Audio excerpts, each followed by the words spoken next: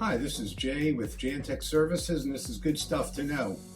On our previous video, we started discussing questions to ask when purchasing a new UPS system.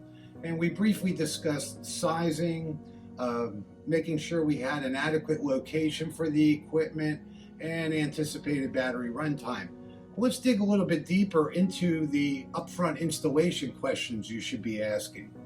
The first thing you need to determine is, you say you found a location, but have you really investigated the logistics of getting that new equipment into that location, or conversely, getting old equipment out of that location? Is the equipment going to fit through doorways? Do you have to go up elevators or upstairs or through up on top of a roof or through a window? And we've seen all these things over the years. So knowing the logistics of getting equipment in and out is very, very important. You may wind up having to contract with a qualified rigger who has the expertise and the equipment to do that type of work and moving this heavy equipment around if you're going with a larger system. And of course, you're going to need a good qualified licensed electrical contractor.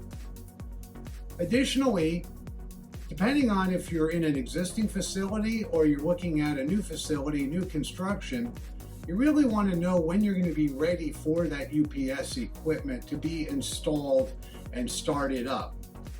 Most UPS warranties, and we'll talk about them in greater detail later, are generally 18 months from date of shipment or 12 months from date of startup. But what's more important is the batteries. If they sit up to 6 months and the system's still not installed, they're going to require a freshening charge, which is at an additional cost. Again, if they sit another 6 months, they're going to need to be freshened again. If you were to leave those batteries sitting without a freshening charge for 10 to 12 months, you're going to be seeing yourself buying brand new batteries all over again for a brand new system you haven't even installed yet. And of course, you're going to need engineered drawings in order to get permitting to install this system. So just some more questions, and we'll be back with even more on the next video.